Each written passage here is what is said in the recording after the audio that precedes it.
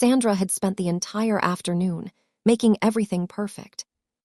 Not because she was desperate, not because she needed to impress anyone, but because after 10 years of loving one man from a distance, she had convinced herself that the least she could do was make the night of his return feel like something worth coming home to. The apartment was warm, the kind of warm that comes from good food sitting on a stove and candles burning on a countertop.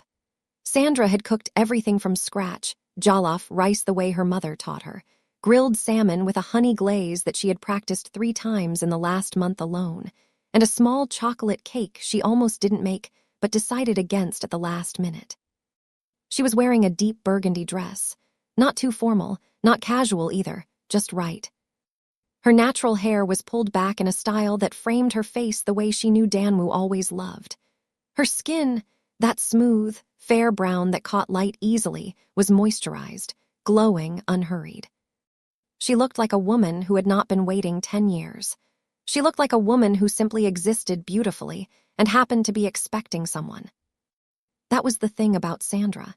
She never let the waiting show on her face.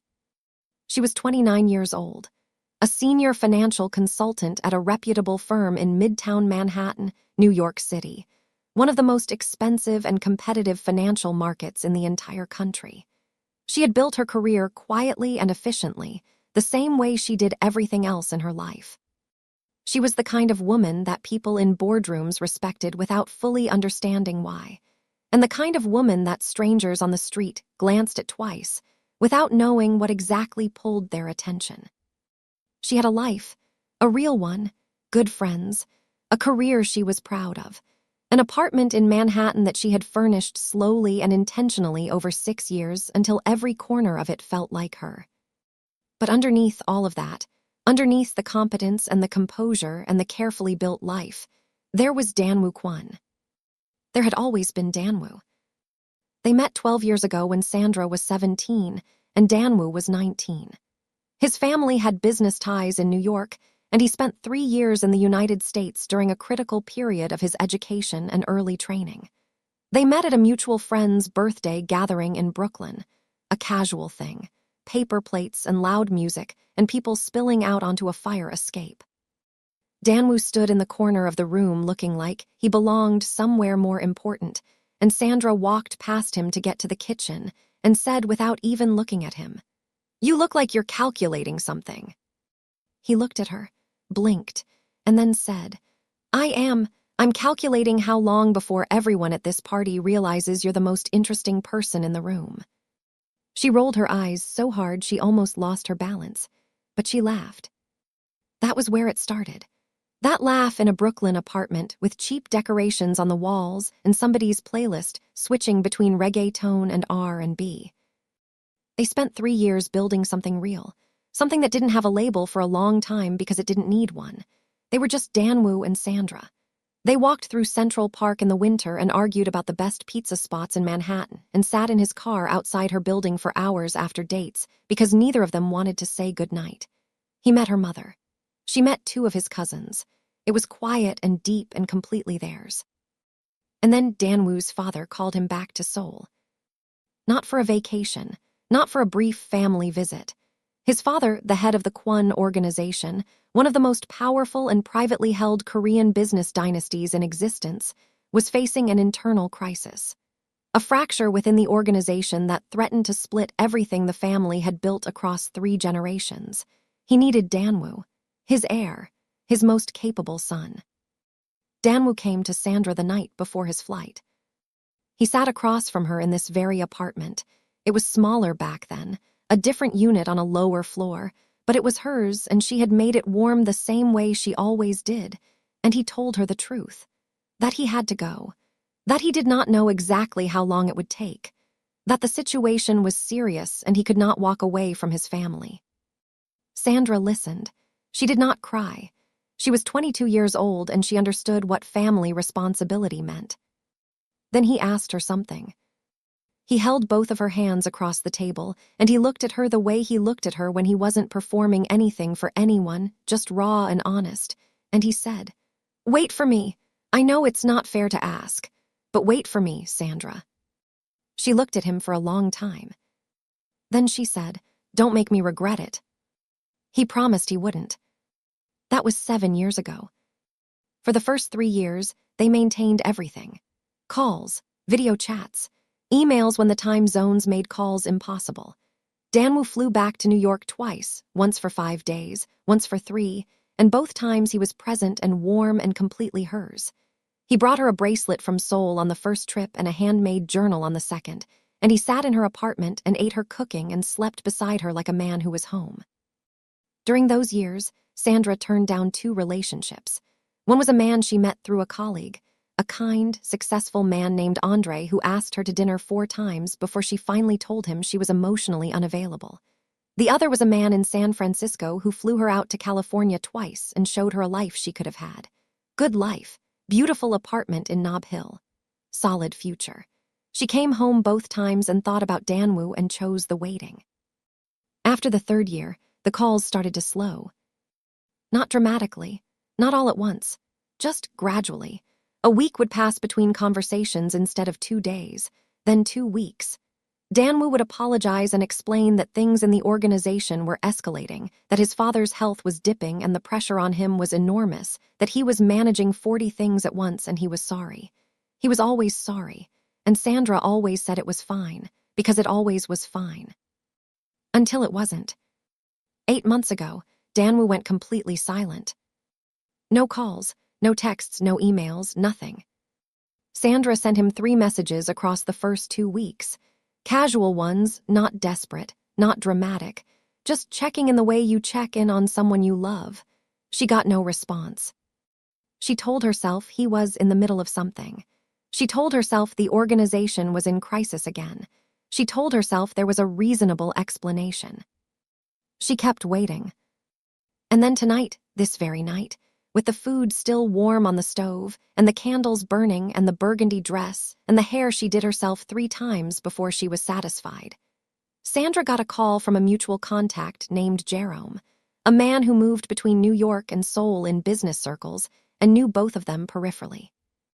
Jerome told her Danwoo had just landed at JFK Airport. Sandra's heart almost stopped beating in her chest.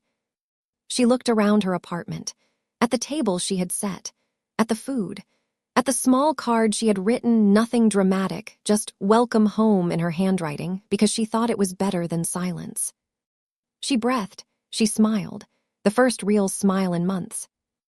Jerome's voice on the phone was strange.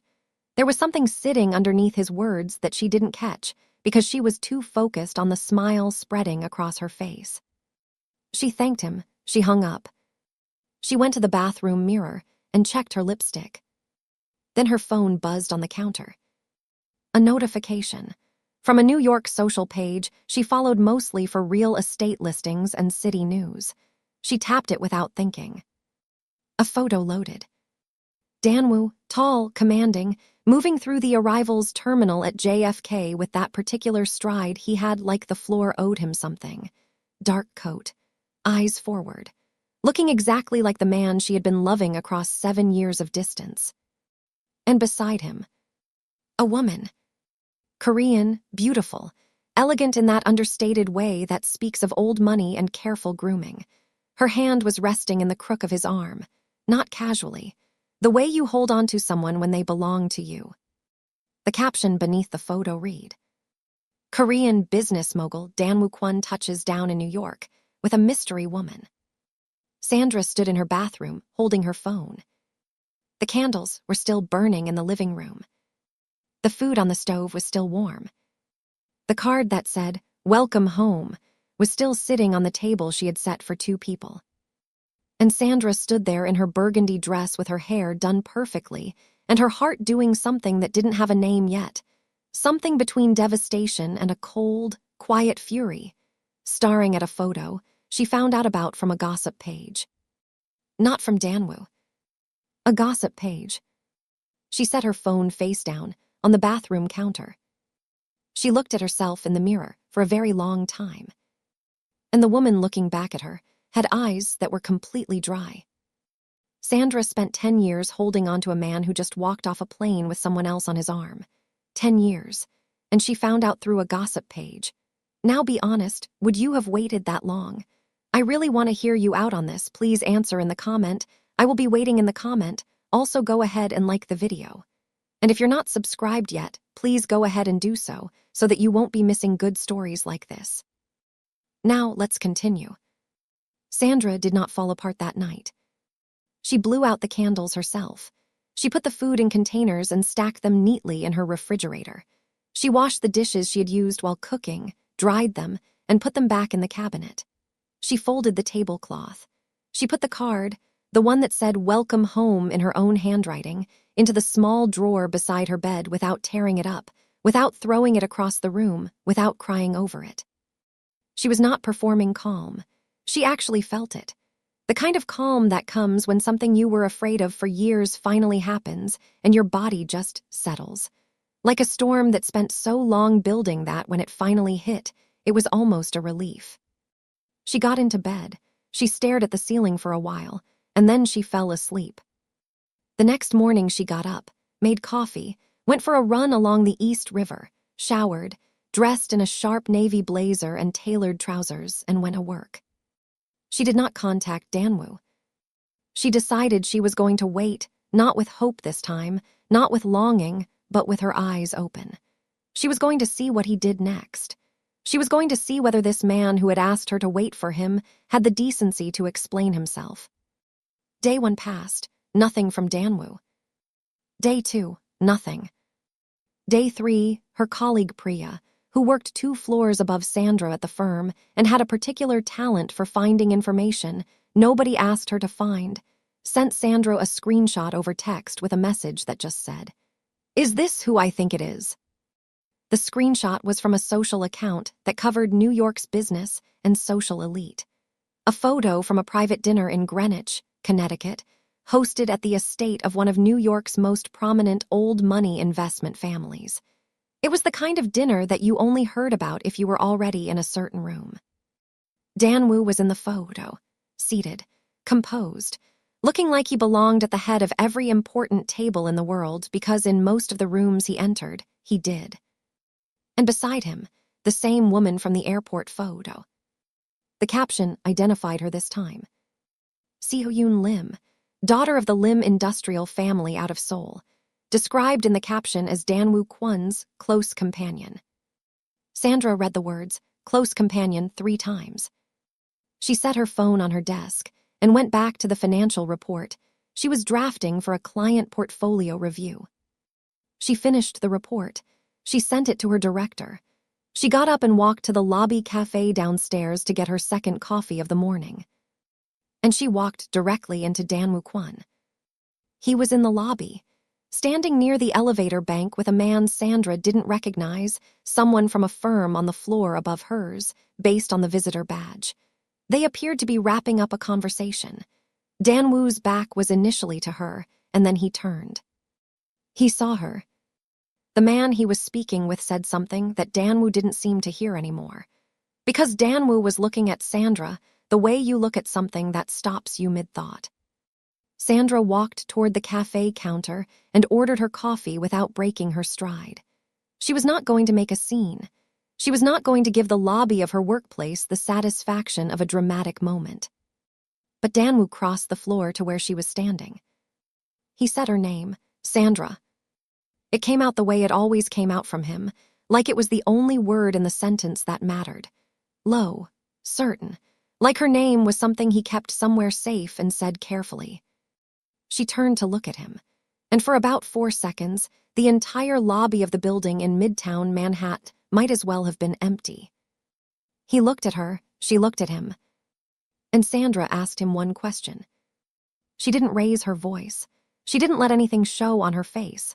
She simply looked at this man she had loved for 10 years and said, "Did you forget to tell me something, Danwoo?" Something moved behind his eyes. Something that looked like guilt, like regret, like a man who knew exactly what he had walked into and had no prepared answer for it. He said he needed to explain, that it was more complicated than what she had seen, that he needed her to hear him out properly. He asked if she could meet him that evening, somewhere private, and he would explain everything. Sandra looked at him for a moment. Then she said yes. She collected her coffee. She went back upstairs. She sat at her desk and did 3 hours of quality work. She was efficient. She was focused. Gerald Whitman, her director, a sharp and particular man who praised people the way other people ate broccoli, stopped by her desk that afternoon and told her the report she had submitted was excellent. She thanked him without missing a beat. At 5:30, she left the office. She went home. She changed out of her work clothes. She sat on her couch. She waited. 7 o'clock came. 8 o'clock. No Danwu. At 8:45, her phone buzzed. Not a call, a text, from a number she didn't have saved. The message read, "He's not coming. Please stop waiting for him. A friend." Sandra read the message twice. She turned her phone over in her hand slowly. She looked across her apartment at the refrigerator where the food from the night before was still stored in neat containers. Then she set her phone on the cushion beside her. And something changed inside Sandra that night. Not loudly, not dramatically, but permanently. It changed the way a locked door changes when the key is finally turned all the way, not broken, not forced, just opened, from the inside. She was done. Done waiting for a seat at a table that was being offered to someone else. Done making herself smaller to fit into the gaps of a man's life. Done being the woman who held on so long she forgot to ask herself whether holding on was still worth it. She was not angry, she was clear. And clarity, real, full, unhurried clarity, is the most dangerous thing a woman like Sandra can find. Watch what happens when she stops waiting. Sandra made 3 decisions the morning after the text message. She made them before her coffee was done brewing. She sat at her kitchen counter in a silk robe with her hair wrapped, and she thought through each decision carefully and completely before she committed to any of them. The first decision. She called her director Gerald Whitman before 9 in the morning and told him she was accepting the promotion. Gerald had been offering her the position for nearly 4 months.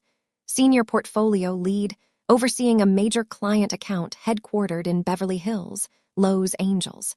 It came with a salary increase, a quarterly travel schedule, and significantly more visibility within the firm. Sandra had been stalling on it quietly, without admitting to herself why.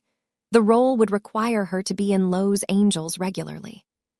Part of her, the part that was still waiting, didn't want to be anywhere other than Manhattan in case Danwu needed to find her. She was done with that part. Gerald nearly dropped his phone. He told her the paperwork would be ready by end of week. The second decision, she called Camille. Camille Dubois was Sandra's closest friend. They had met in college at Howard University in Washington, D.C., and had remained inseparable across every city change, career pivot, and relationship since. Camille was 30 years old, razor-sharp, deeply loyal, and currently based in Houston, Texas, where she ran a successful event strategy firm. She was the kind of friend who asked the right questions and then actually listened to the answers. Sandra called her and told her everything, not the edited version, not the version where she minimized how much she had sacrificed, the full version, all 10 years of it. Camille listened without interrupting. When Sandra finished, Camille was quiet for exactly 4 seconds. Then she said, "I'm getting on a flight." She arrived the following Saturday morning with 2 carry-on bags, a box of her aunt's pralines from Houston, and the specific energy of a woman who had arrived to oversee a full rebuilding operation. The third decision, Sandra stopped shrinking. Not in a dramatic way, not in a way that announced itself. She simply started making room for herself again. She accepted invitations she had previously declined. She let herself be fully present in rooms she used to only half enter because part of her mind was always somewhere else, always waiting, always listening for a notification, always holding space in the front of her thoughts for a man who was apparently not holding the same space for her. The shift was visible. She attended a rooftop networking event in Soho, Manhattan 2 weeks after accepting the promotion, and she was magnetic. She spoke with 3 senior partners from competing firms with the kind of confident clarity that made people stop conversations to listen. One of them, a woman who ran her own boutique investment advisory, handed Sandra her personal card at the end of the evening and said, "Call me." I don't do that often. Camille, standing 3 feet away with a glass of sparkling water, watched the whole thing and said nothing. But she smiled the kind of smile that said, "There she is." Camille also dragged Sandra to brunch in Brooklyn that same weekend. A long, loud, sprawling brunch at a restaurant on Fulton Street, where the waitstaff knew everyone by name and the music was always exactly right. Sandra sat across from Camille and ate shrimp and grits and talked for 2 hours about everything except Danwoo. About her career, about her plans, about what she wanted her life to look like in 5 years. And she laughed, genuinely, deeply, the kind of laugh that starts in your stomach and surprises you when it comes out. Camille looked at her across the table when the laughing settled and said quietly, "I missed you." Sandra understood exactly what she meant. It was also during this period that Sandra began to notice Rhett Calloway. Rhett was 32 years old, a Black American architect from Atlanta, Georgia, who had relocated to New York 3 years earlier to work with a design firm that had recently signed a contract with Sandra's company's real estate development division. He came into her professional orbit at a project coordination meeting where he was presenting preliminary building concepts, and Sandra was representing the financial compliance side. He was tall, quietly handsome in the way of someone who didn't think about it much. He had an easy humor that never felt performed, and a way of paying attention when someone spoke that made you feel like what you were saying was genuinely worth hearing. He did not pursue Sandra aggressively. He was not the man who turned everything into a competition or made his interest someone else's problem. He simply showed up, consistently, warmly, with good conversation, and the kind of patience that communicated that he had nothing to prove. He asked her to lunch after their third project meeting. She said yes. They spent an hour talking about architecture, food, and growing up in 2 very different American cities. He walked her back to her building afterward and said, "Same time next month when the next coordination meeting comes around." She said, "We'll see." But she went back inside smiling. Sandra was not falling for Rhett. She was not replacing Danwoo with someone new. She was simply, for the first time in years, allowing herself to feel the warmth of being seen by someone who was actually present. And across the city, in a high-rise suite in Tribeca, one of Manhattan's most exclusive residential corridors, something was happening with Danwoo that Sandra did not know about yet. He was sitting alone at the window of his suite at 11 at night, looking at the Manhattan skyline with his phone in his hand. The room was quiet. No staff, no associates, just him. Sandra's name was on his phone screen. His thumb was hovering over the call button. He sat there for a long time. Then he put the phone face down on the table beside him and pressed his fist against his mouth and stared out at the lights of the city. He did not call. And the audience, watching this, felt something complicated, because Danwoo was not a simple villain in this story. He was a man who had made choices that cost someone deeply, and who was carrying the weight of those choices in a room by himself at 11 o'clock at night. But carrying weight quietly is not the same as being accountable for it. Sandra was not in that room. She did not see his hand hovering over her name. She was in Brooklyn, laughing at brunch, rediscovering herself. And she was moving. The truth starts leaking. 6 weeks after Sandra accepted the promotion, she flew to Los Angeles for the first time in her new role. The client was a Korean-American family office, a privately held wealth management structure representing one of the most significant Asian-American investment portfolios on the West Coast. The meeting was being held at a private venue in Beverly Hills, one of those low-profile, high-security locations that wealthy families used precisely because nobody could stumble into them. Sandra arrived with her junior associate Tasha, a 26-year-old from Detroit, Michigan, who was brilliant with numbers and had a habit of picking up on social tension before she fully understood what was causing it. They were shown into a meeting room that looked out over the rolling hills of Beverly Hills, the kind of view that reminded you why people spent everything they had to be in certain zip codes. Sandra set her materials on the table and reviewed her notes one final time. The stakeholders filed in. Sandra looked up to acknowledge them, and her eyes landed on Danwoo. He was sitting at the head of the table. For a full second, neither of them moved. Then Sandra blinked once and returned her gaze to her notes. Her expression did not change. Her hands did not shake. She smoothed her blazer once and looked back up at the room. Danwoo's expression was something she had never seen on his face before. Something that was not composure, was not calculation, was not the controlled authority he wore in every professional space. It was something raw and caught, like a man who had walked through a door and found a room he wasn't prepared for. He had not known she would be there. That much was clear. She had not known he would be there. They were stakeholders in the same client account. No one had connected those dots until this exact moment. The meeting ran for 2 hours.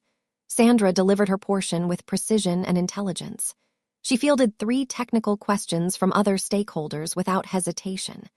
She was the most prepared person in the room, and she made sure that showed, not because Danwoo was watching, but because she was always the most prepared person in every room and she was done pretending otherwise.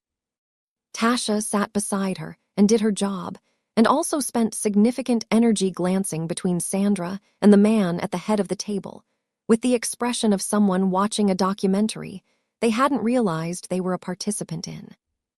After the meeting, the stakeholders dispersed into smaller side conversations. Sandra collected her materials and walked toward the exit. Danwoo followed her into the parking structure. Her heels echoed on the concrete as she walked. She did not slow down, but she also did not run. Sandra. She stopped, turned around. He was standing 10 feet behind her, not too close, like he understood that he had forfeited certain proximity rights and was respecting that for now. He said, "I know I owe you an explanation." She looked at him. "You owe me more than that, but let's start there." He stepped closer. His voice was low, not quiet because he was being discreet, but because something in him was struggling to maintain its usual control. He said, "I was told you had moved on, that you were seeing someone, that you had stopped waiting and moved forward." Sandra stared at him. "Who told you that?" "A message, anonymous, over a year ago." She said nothing, let the silence breathe.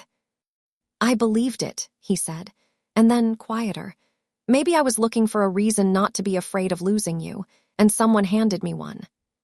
Sandra looked at this man, at the way he was standing in a concrete parking structure in Beverly Hills admitting something that cost him to admit, and she felt 10 different things at once. Anger, grief, something that was dangerously close to understanding.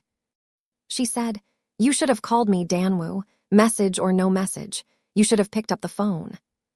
He didn't argue. He just nodded, like he had been saying that same thing to himself in an empty room for months. She drove back to her hotel in West Hollywood and sat on the edge of the bed and called Camille. She told Camille what Danwoo said, about the anonymous message, about someone telling him she had moved on. Camille got very quiet on the other end of the call. Then she said, "Sandra, who had access to both of your contact information, who moved in both your circles." Sandra thought about it. "Someone close," she said slowly. "Exactly," Camille said, "and I'm going to find out who." Camille was an event strategist. She spent her professional life coordinating between networks of people, which meant she had both the skill and the contacts to trace social information with significant precision. She spent the next 5 days working quietly. She called Sandra on a Thursday evening and said, "I don't have the name yet, but I have a lead. And Sandra, this wasn't an accident. Someone did this on purpose." Sandra pressed her back against the headboard of her hotel bed and stared at the ceiling of her West Hollywood hotel room. The audience at this point was already in the comments, guessing, theorizing, because Camille had given them just enough without giving them everything. That was exactly where Sandra was too. Seo-yoon is not the villain. Sandra's firm sent her to Scottsdale, Arizona 3 weeks later. It was an executive weekend retreat, the kind that high-end financial firms hosted for their top-tier client roster once or twice a year. 3 days at a private resort in the desert outside Scottsdale, with golf and spa sessions in the morning and structured networking in the afternoon. Sandra was there representing the firm as a newly promoted portfolio lead, which meant she was hosting several of the smaller roundtable sessions. She did not expect to see Seo-yoon there. But on the first evening, during the opening reception on the resort terrace, warm desert air, string lights, the specific easy elegance of Scottsdale money, Sandra looked across the room and saw her. Seo-yoon Lim, standing near the edge of the terrace with a glass in her hand, and the expression of someone who had learned to look comfortable in rooms that made her anything but. Sandra's stomach tightened.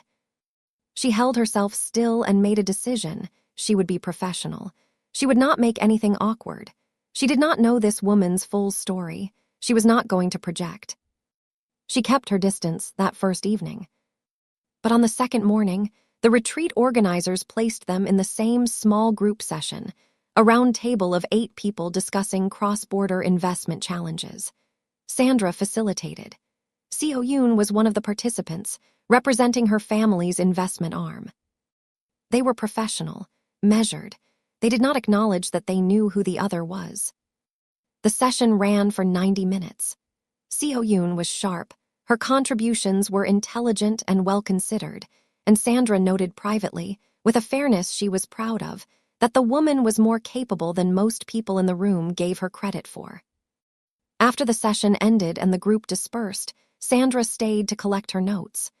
Seo-yoon lingered near the door, not obviously waiting, but not quite leaving either. Then Seo-yoon said, to no one and everyone at once, or maybe just to the room, in the way that people say things out loud when they've been holding them too long. I am so tired of being someone's arrangement. Sandra's hands stilled on her papers. Seo-yoon was looking out the window at the Scottsdale desert landscape, red rock and blue sky, and the particular clarity that Arizona air has in the morning. She wasn't crying. She was just honest. Sandra said nothing for a moment. Then she said quietly, "How long have you known Danwoo?" The silence that followed was significant. Seo-yoon turned from the window and looked at Sandra directly, and something crossed her expression, recognition, then something that looked almost like relief.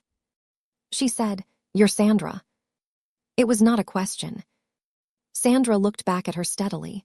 She didn't confirm or deny, but her eyes did.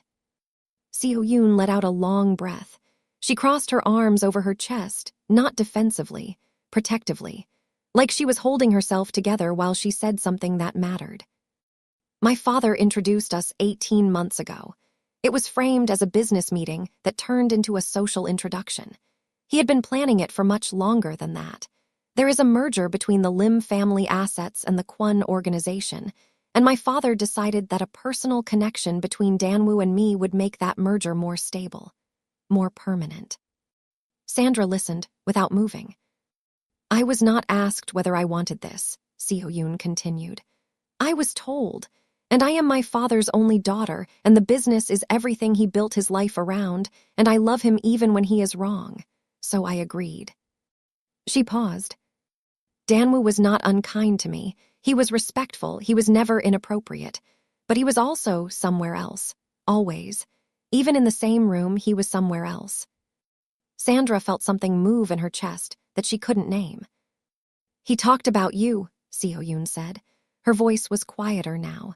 Not often, but in the way that people say the important things without meaning to small references, pauses in conversation, a way his expression changed when something reminded him of someone he wasn't talking about. He never spoke about me the way he spoke about you. Not once. Sandra looked at this woman, this Korean woman she had spent weeks imagining as her replacement, her opposite, the woman chosen over her, and saw something completely different. She saw someone else who had been placed in the middle of a situation she didn't design and didn't fully choose. They were not enemies. They were 2 different women who had both been affected by choices made around them and above them, and neither of them was the cause of the other's pain.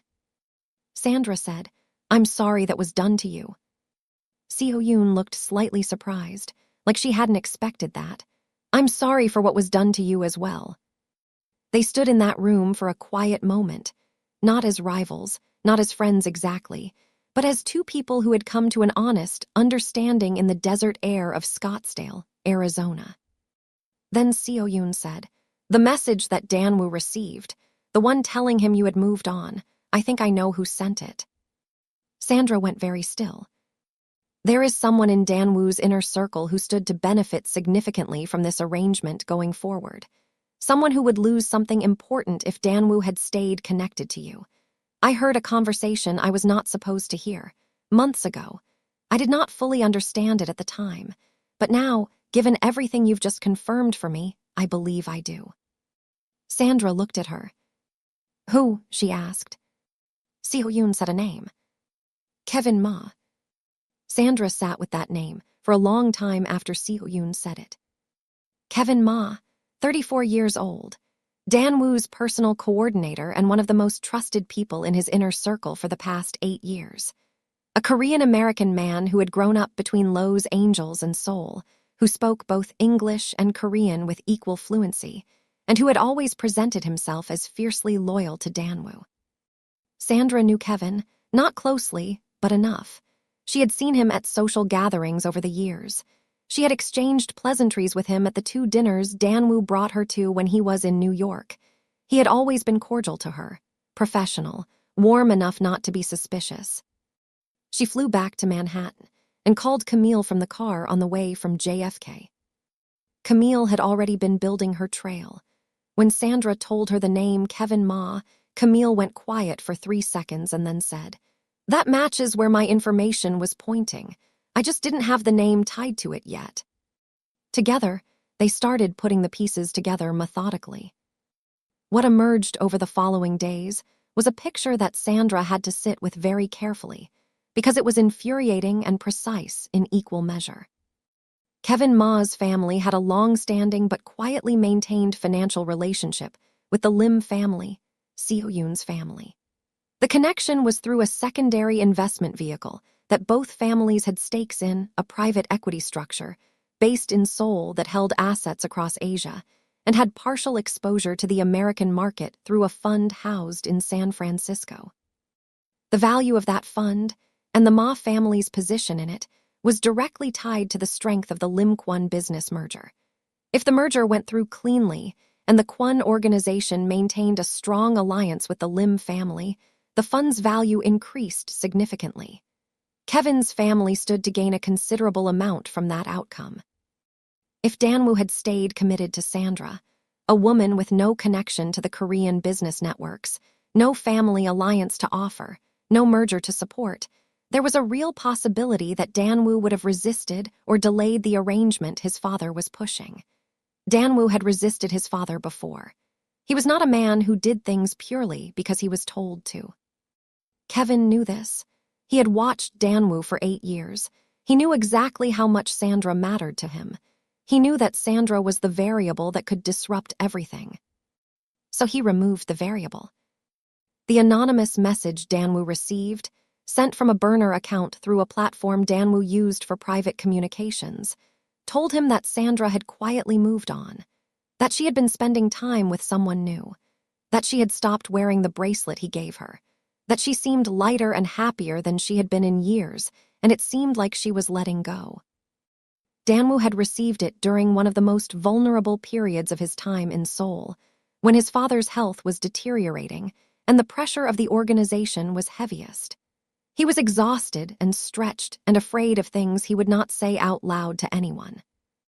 And someone handed him a story that let him believe the loss had already happened, that Sandra had already made her choice, that his absence had cost him the one thing he hadn't been able to protect. Kevin had also intercepted, not deleted, but delayed, several of the messages Sandra had sent during the 8 months of silence. He had used his position as Dan-woo's personal coordinator to manage Dan-woo's communications during a high-stress period, which gave him access and timing that he used carefully. He didn't block Sandra entirely. He just made sure her messages arrived at the wrong moments, buried under other things, easy to miss, easy to misread as casual when Dan-woo was already in the mindset that she had moved on. It was quiet, surgical, the kind of betrayal that didn't announce itself because it was dressed up as management.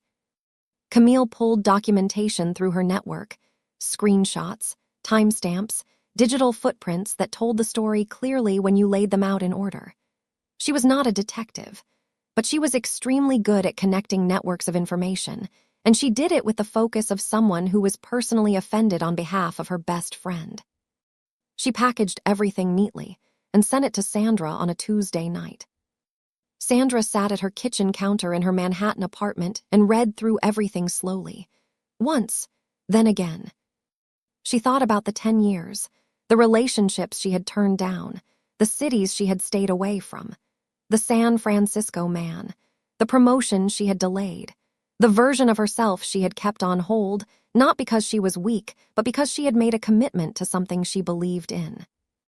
All of it, every single piece of it, touched by one man's calculated decision to move her out of the way for money. She sat very still for a long time. Then she picked up her phone and called Danwoo. He picked up on the second ring. She said 4 words. "We need to talk." His voice on the other end was quiet, but certain, like he had been waiting for exactly this. He said, "Tell me where." Danwoo was in California on business, staying at a private residence in Atherton, a small city in San Mateo County that sat between San Francisco and San Jose and was consistently ranked as one of the wealthiest zip codes in the United States. It was the kind of place where the houses sat behind long driveways and mature trees, and where the silence was the expensive kind. Sandra flew to San Francisco 2 days later. She took a car from SFO to Atherton in the late afternoon, the Bay Area light doing that particular golden thing it does in the hours before sunset, falling through the trees along the highway like something deliberate. She was composed. She had been composed for weeks, but this was a different kind of composure, not the kind that holds something in, but the kind that has already made its peace with what it's about to say. The residence was a single-story modern structure set back from the road behind a large lawn, understated from the outside, immaculate within. A staff member let Sandra in and led her to a sitting room that looked out onto a private garden. She was not left waiting long. Danwoo walked in and stopped when he saw her.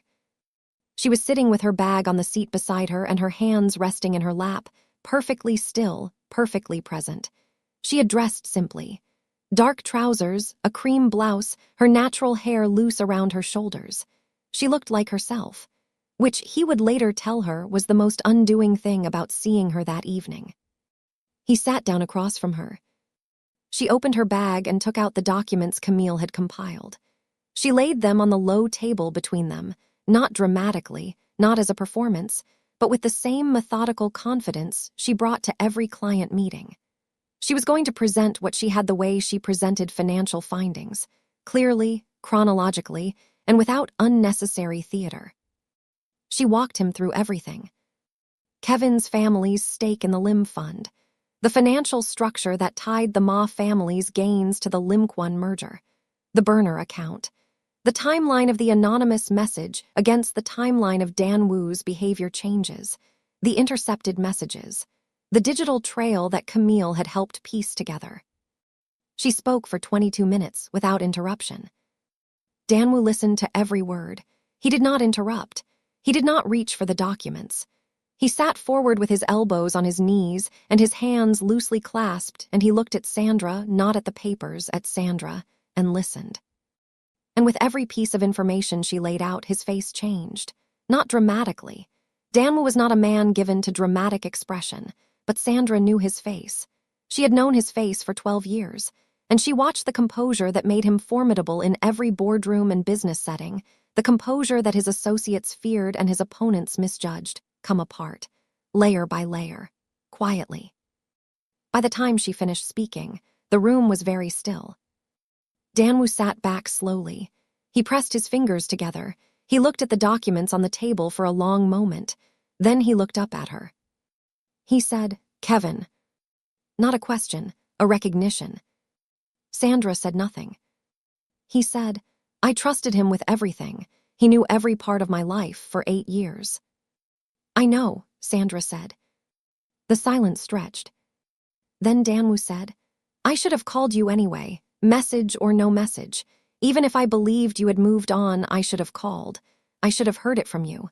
I was afraid, Sandra, and I let someone use that fear against both of us."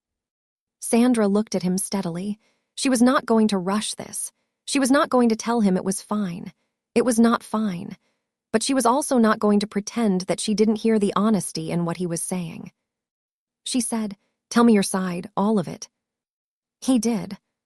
He told her about the night his father called him back, about arriving in Seoul to find an organization in fracture, internal disputes, financial hemorrhaging, a power structure that had been quietly destabilizing for 2 years before anyone admitted it out loud. He told her about the pressure his father put on him. The expectation that he would not just fix things, but do it in a way that protected the family's legacy and reputation across every dimension, including social and political alliances.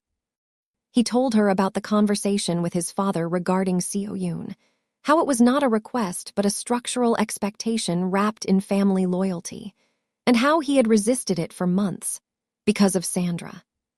He told her about receiving the message, about reading it at 2 in the morning on the worst night of a very bad month, about sitting with it for 3 days before he allowed himself to believe it, and then about the slow, quiet collapse of resistance that happened after, when he told himself that maybe his father's arrangement was inevitable now that Sandra had already moved forward.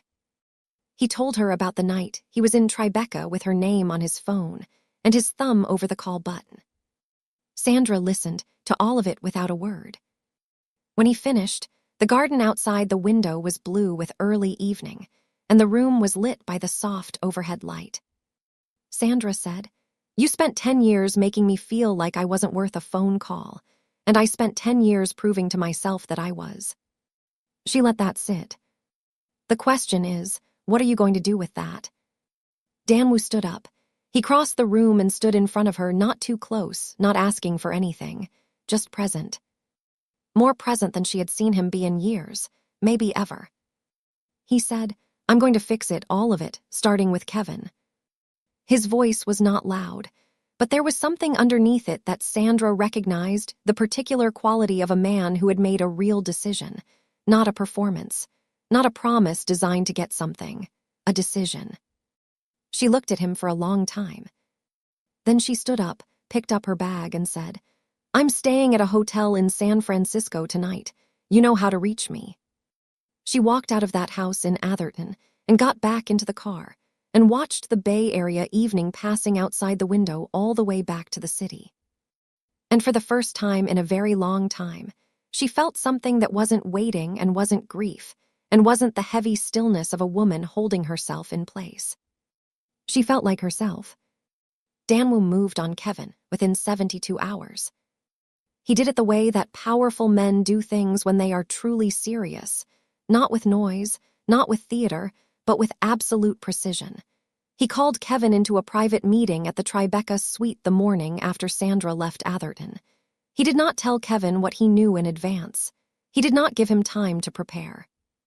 When Kevin walked in, he found Danwoo seated and composed, the real version of composed, not the version that was performing anything for anyone.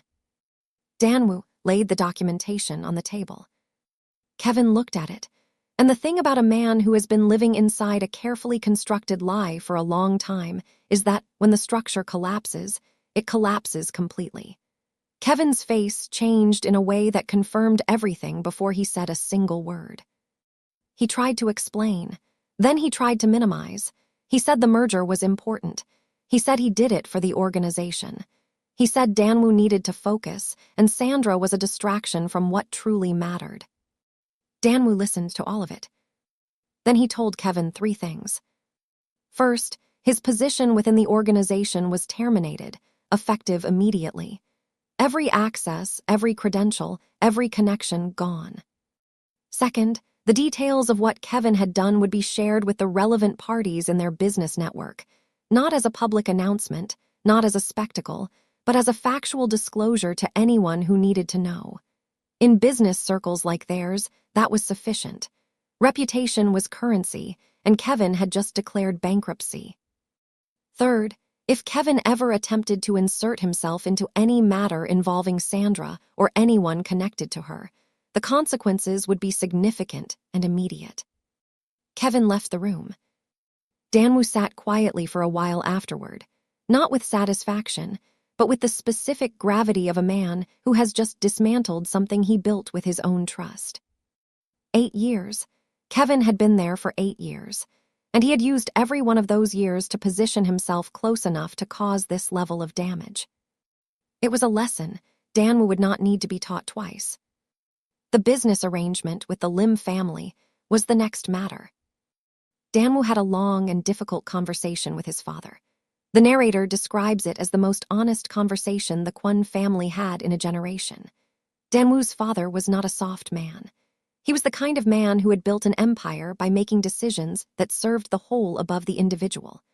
But he was also, beneath the authority and the tradition, a father who had watched his son carry the weight of the Kwon organization without complaint for 7 years. Danwoo told him plainly, the personal arrangement with Seo-yoon was not something he could continue, not because he disrespected the Lim family, but because it was not honest, and Danwoo had built his professional life on being honest in every negotiation he entered. He would not be less honest in the most personal dimension of his existence. His father was quiet for a long time. Then he said something that surprised Danwoo. He said, "I always knew you would push back on this eventually. I just thought it would be sooner." They restructured the merger agreement. The business partnership between the Kwon organization and the Lim family was preserved and formalized through proper professional channels, no personal arrangement attached. Both families' legal and financial representatives signed off within 2 weeks. The merger was actually stronger for it, because it was now built on commercial value alone, rather than an interpersonal arrangement that neither of the key parties had genuinely chosen. Seo-yoon was informed privately. Her response was a single sentence, "Thank you." She returned to Seoul and wasted no time. She had been sitting on a hospitality concept for 2 years, a boutique hotel brand that drew from Korean cultural design principles and was intended for the luxury travel market. With the family pressure removed, she moved forward with it immediately. She hired a design team and a business development lead, and within 6 months would announce the brand's debut property in Jeju Island. Before she left for Seoul, she sent Sandra a short message. "Take care of him better than we ever let him take care of himself." Sandra read the message twice. She did not respond right away. She set her phone on the counter and stood at her kitchen window in Manhattan and looked out at the city for a minute. Then she smiled, quietly, the way Sandra did most things without announcement. She put the phone in her bag and got ready for work. Because Sandra's life was not on pause while any of this was unfolding. It never went back on pause. The Beverly Hills client portfolio was performing exceptionally. Her quarterly review numbers were among the strongest in her division. Gerald Whitman sent her an email, not a passive compliment dropped in a hallway, but an actual written email saying she was doing impressive work. Her colleague Priya texted her to say the whole floor was talking about her numbers. She flew to Los Angeles twice more that quarter and each time found a rhythm in the city that surprised her. She liked the particular pace of Beverly Hills and the late afternoon light in West Hollywood, and the way the coast looked from the highway when she had a free hour and drove toward it just because she could.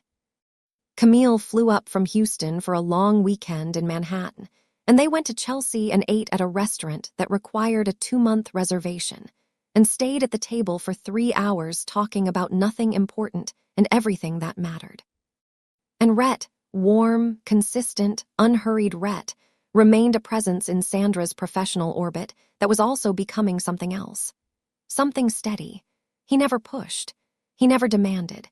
He just showed up with good energy and real conversation, and the particular gift of making Sandra feel like her company was something he genuinely valued, not something he was trying to secure for himself. Sandra had not made any decisions about Rhett. She was not in a rush. For the first time in 10 years, she was not in a rush about anything. And then a letter arrived. Not an email, not a text. A physical letter, handwritten, delivered to her firm's mailroom and collected by the front desk with Sandra's name written on the envelope in precise, careful handwriting. She opened it at her desk during a quiet Tuesday afternoon. It was from Danwoo.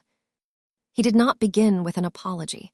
He had already said what he needed to say in Atherton, and he was not a man who repeated himself as performance. He began by saying he was writing because some things should not be sent in a format that can be forwarded or deleted or misread in a context it wasn't meant for. He wrote about Sandra, about who she was not to him, not in relation to him, but as a person he had watched build a life with care and intelligence and a quiet dignity that he had never stopped being moved by. He wrote about the 12 years he had known her and the version of himself he had been when he was with her, more honest, more present, less armored. He wrote about his failures. He named them specifically, not as a bid for sympathy, but as evidence that he understood what had happened and where he had fallen short. Then he said, "I am not asking you to come back to what we were.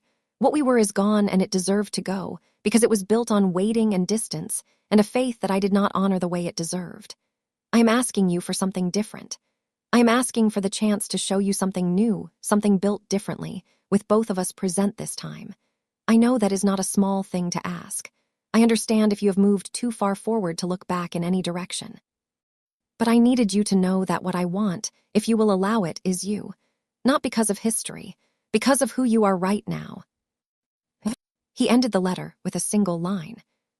"You once told me not to make you regret waiting. I cannot undo what happened, but I can make sure that whatever comes next, you never regret it." Sandra put the letter down on her desk. She looked at the Manhattan skyline through her office window. She did not respond that day. She did not respond the following week. She sat with it, the way Sandra sat with everything important, thoroughly, honestly, without rushing toward a conclusion just because the conclusion was available. The narrator held the tension. The audience was on the edge of their seats. 3 months passed. Sandra was in San Francisco. She was there as a keynote speaker at a major financial summit, an annual event hosted at one of the city's most prestigious hotels in the financial district, drawing 400 senior executives, portfolio managers, and investment professionals from across the country. Sandra had been invited 6 weeks earlier by an organizing committee that included the woman from the Soho networking event who had handed Sandra her personal card and said, "Call me. I don't do that often." Sandra had called. They had built a working relationship, and that relationship had led to this invitation. She stood backstage in a fitted charcoal dress and her natural hair styled the way she liked it best, full and uncompromising, and she reviewed her notes one final time. Her assistant handed her a glass of water. She took a sip. She breathed. Then she walked out onto the stage. The room was full. 400 people, professionally dressed and professionally attentive, the kind of audience that arrived with high expectations and showed warmth only when it was earned. Sandra earned it within the first 4 minutes. She spoke about long-term value, about the discipline of knowing what to hold and when to release, about the difference between patience and stagnation, about how the most successful portfolios are not built by people who wait passively for returns, but by people who actively choose, repeatedly and deliberately, where to place their faith and their energy. She spoke for 40 minutes. She got a standing ovation. Afterward, she moved through the reception with the ease of someone who belonged in every room and knew it. She spoke with 3 executives she had never met and exchanged contact information with 2 of them. She found Tasha, her junior associate, who had accompanied her to Lowe's Angels all those months ago and never forgot the look on Danwoo's face in that Beverly Hills meeting room. And they debriefed over sparkling water and said very little about the keynote because they both knew it went well, and neither of them was given to unnecessary commentary. At 7:30 in the evening, the formal portion of the summit concluded. Sandra stepped outside onto the hotel terrace. The San Francisco Bay stretched out before her, the Bay Bridge lit in the distance, the water doing that dark silver thing it does when the evening light hits it from the right angle. The air was cool, the specific cool of a San Francisco evening that is not cold but tells you clearly that you are on a coast and the ocean is not far. She stood at the railing and breathed it in. Danwoo was standing at the far end of the terrace. He was not dramatically positioned. He was not in a spotlight or silhouetted against the skyline in a way that announced itself. He was simply standing there, hands in his coat pockets, looking at the same view she had just turned to face, and he turned his head when she stepped out, the way people turn toward movement when they have been waiting for something specific. Sandra looked at him. She did not pretend to be surprised. She was not. She had known somewhere in the part of herself that she had spent 3 months being very honest with, that the absence of her response to his letter was a kind of conversation. She had not said no. She had not said yes. She had been thinking. And Danwoo, who had known her for 12 years, and had made the mistake of allowing doubt to substitute for the direct choice of reaching for her once before, was not going to make that mistake again. He crossed the terrace to where she was standing. He stopped at a respectful distance. She said, "You flew to San Francisco." He said, "You didn't respond to my letter." "I know. I figured silence meant come find you." She looked at him. Something moved in the corner of her mouth, not quite a smile yet. "It meant I was thinking." And the terrace was quiet. Somewhere below them, the city moved with its own constant rhythm, the specific aliveness of San Francisco at night, the bridge lights and the water and the sound of a city that had been built on risk and reinvention. Sandra turned to face him fully. She looked at Danwoo Kwon, this man she had loved since she was 22 years old in a Brooklyn apartment at a birthday party, where she told a handsome stranger he looked like he was calculating something. This man who had asked her to wait, and whom she had waited for across 10 years and 2 continents, and more loneliness than she had ever allowed herself to fully count. This man who had been deceived by someone he trusted, and who had not fought hard enough past that deception, and who had spent the last several months, imperfectly, gradually, and with genuine effort, trying to be accountable for that. She looked at him with clear eyes. She said, "I am not the woman you left behind, Danwoo. I want you to understand that completely before we have any other conversation. The woman you left behind waited quietly and held herself in place and made herself small enough to fit into the gaps of your life. I am not her anymore." He was listening, fully, the way he should have listened years ago. "If you want this, whatever this is, you are starting with the woman standing in front of you right now. Not who I was, who I am. And who I am does not wait. Who I am does not shrink.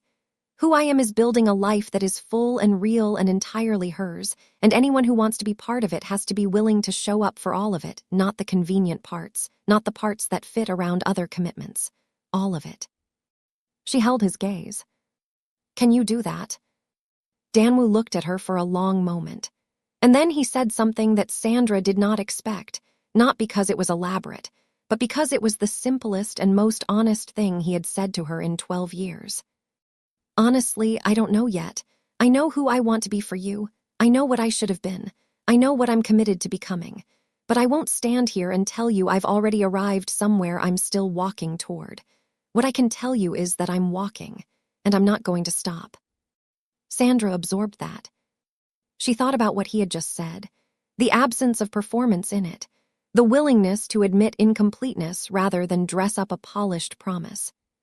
She had been with men, or adjacent to men, who offered polished promises.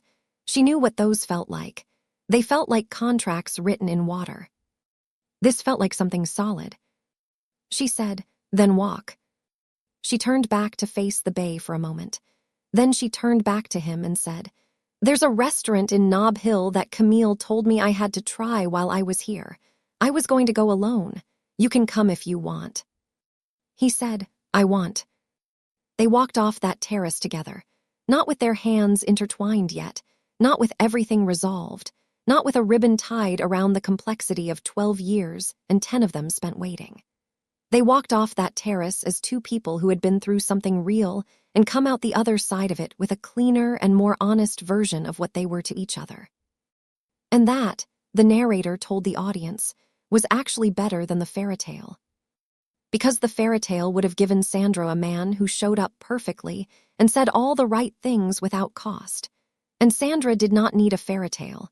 Sandra needed something true. Over the following months, they built it properly. Danwoo relocated his primary base of operations to New York. Not because Sandra asked him to. She had made very clear she was not in the business of asking men to relocate. But because the American market was genuinely strategic for the Kwon organization's next phase, and because Manhattan was where Sandra was, and for the first time in 7 years, he was organizing his life around what he actually wanted rather than what was expected of him. He was present, in the way the letter had promised, in the small and steady ways, not the grand gestures. He showed up to things. He called when he said he would call. He listened without his mind being somewhere else. He met Camille, who looked at him across a dinner table in Brooklyn for about 20 minutes before she said, "You have a lot of making up to do," he said. "I know." Camille decided that was the right answer. He met Rhett at a work function that Sandra attended, and Danwoo accompanied her too. And it was not awkward, because Sandra was not a woman who allowed the past and the present to collide without managing the collision thoughtfully. Rhett was cordial and gracious, and the kind of man who did not make things unnecessarily complicated. He read the room, and he respected Sandra's choices, and he remained what he had always been, a good person in Sandra's professional and personal orbit who wished her well. Sandra's career continued to ascend. She closed a landmark portfolio deal that brought her firm 3 new high-value clients and earned her a feature in a financial industry publication, a short profile piece with a photo that made Camille screenshot it and send it to 17 people. She spoke to her mother every Sunday. She went to Houston to see Camille in the spring. She flew to Los Angeles for work and started loving the West Coast with a new openness that she hadn't allowed herself before. She bought herself something she had been putting off for 4 years, a piece of original artwork by a black painter whose work she had admired at a gallery in Harlem. She hung it on the main wall of her Manhattan apartment and sat across from it with her morning coffee on a Saturday and felt the particular satisfaction of a woman who had stopped delaying her own joy. And the last image the narrator gives the audience. Sandra, sitting on the couch in her apartment on a quiet Sunday evening, the artwork on the wall, the city outside the window. Danwoo beside her, not performing, not managing anything, just there. He is reading something on his phone, and she is reviewing something on her laptop, and neither of them is talking because they do not need to fill the silence to prove that something real is in the room with them. He glances over at her at one point. She doesn't look up from her laptop, but she says, "Stop starring." He says, "I'm not starring, I'm appreciating." She looks up, their eyes meet. And she smiles, the real one, the deep one, the one from the stomach. He smiles back. The narrator delivers the final line over that image. She didn't go back to where she was. She moved forward, and this time he had to keep up with her. Sandra waited 10 years. She got lied on, left behind, and still came out standing. But here's what gets me, she never stopped being herself through all of it. That's the real story. Tell me in the comments, was she right to give Danwoo another chance? Or would you have walked away for good? Drop your answer below.